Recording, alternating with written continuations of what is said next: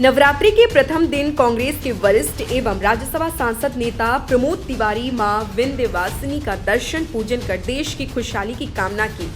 पत्रकारों से वार्ता में बोले, भाजपा सरकार एवं मोदी हमेशा झूठ बोलते हैं। देश में गैस सिलेंडर की काफी किल्लत है। भगवान राम के मंदिर में राम रसोई बंधु है। सरकार का जो भी व्यक्ति कह रहा है कि गैस की किल्लत नहीं, वह मिर्जापुर के किसी गैस एजेंसी के पास बिना किसी सुरक्षा के चल जाए तो पता चल जाएगा गैस की कितनी किल्लत है। को भोजन मिलता है। भगवान राम के मंदिर में राम रसोई गैस के अभाव में बंद हो गई, और जो कहता हो सरकार से उसे ले जाइए मिर्जापुर में किसी गैस एजेंसी के सामने बिना किसी सुरक्षा के छोड़ दीजिए, उसकी समझ में आ जाएगा गैस की किल्लत कितनी है। कि भारतीय जनता पार्टी की सरकार, मोदी सरकार कितना झूठ बोलती है। सच्चाई तो आप पत्रकारों से बेहतर कोई नहीं जानता। सर्टिस तो है, दिक्कत तो है, और उसका एकमात्र कारण है कि जो मनमोहन सिंह जी की सरकार में एक दृढ़ निश्चय के साथ एक संकल्प लिया गया था कि 45 दिन का हम हर हाल में स्टोरेज रखेंगे, वो नहीं रख पाए। मोदी जी को नेतागिरी से शौक नहीं।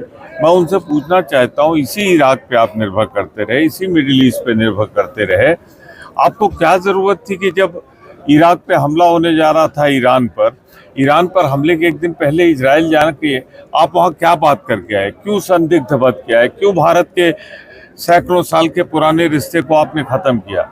सच्चाई तो है, मोदी सरकार का दीपक की लौ बुझ रही है। विदेश नीति और आर्थिक नीति दोनों मोर्चे पे ये सरकार पूरी तरह असफल हो गई। उन्होंने कहा है कि मोदी को नेतागिरी से फुर्सत नहीं। मैं उनसे पूछना चाहता हूं कि मिडिल ईस्ट पर निर्भर कर रखते हैं, और ईरान के ऊपर जब हमला होने जा रहा था उसके एक दिन पहले आप इजराइल से क्या वार्तालाप कर गए थे?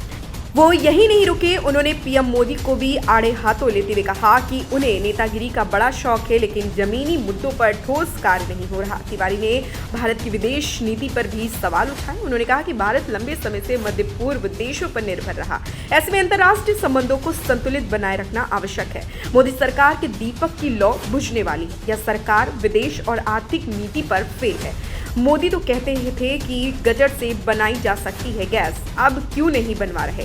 प्रमोद तिवारी ने कहा कि मां के दरबार में 40 साल से आ रहे हैं, या आकर राष्ट्र के सुख समृद्धि की कामना करता हूं। मैं चाहता हूं कि जल्द से जल्द यह संकट खत्म हो, ईरान इजराइल के युद्ध खत्म हो। अगर ये लंबा चला तो भारत गैस के लिए तरस जाएगा। प्रमोद तिवारी ने बताया कि वह पिछले लगभग 40 सालों से नियमित रूप से विंध्यवासिनी के दरबार को आते हैं। हालांकि कोरोना काल में यह क्रम बाधित हुआ था। उन्होंने मां के दर्शन कर देश और प्रदेश समाज की सुख समृद्धि की कामना की।